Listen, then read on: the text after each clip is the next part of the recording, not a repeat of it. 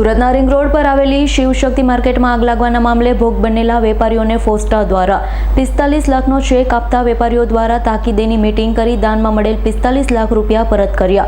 ફોસ્ટા દ્વારા દાન માટે એક રિલીફ ફંડ કમિટી બનાવી હતી, જેમાં 70,000 વેપારીઓ દ્વારા 45 લાખનું દાન અપાયું હતું।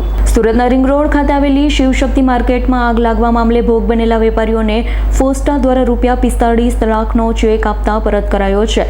શિવશક્તિ માર્કેટમાં લાગેલી આગમાં પાયમાલ થયેલા વેપારીઓને બહાર આવતા ફોસ્ટાએ દાનની અપીલ કરી હતી। ફોસ્ટા દ્વારા દાન માટે એક રિલીફ ફંડ કમિટી પણ બનાવી હતી, જેમાં 70,000 વેપારીઓ ધરાવતા ટેક્સટાઇલ માર્કેટના વેપારીઓ દ્વારા માત્ર 45 લાખ રૂપિયાનું દાન કરાયું છે।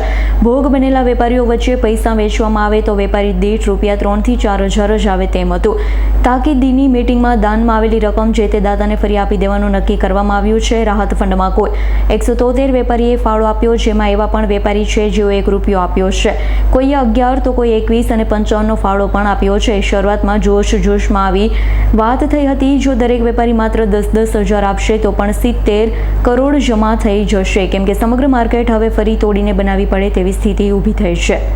Bureau report S9 news Surat. અમારી તમામ માહિતીથી અપડેટ રહેવા માટે જોડાયેલા રહો S9 ન્યૂઝ સાથે।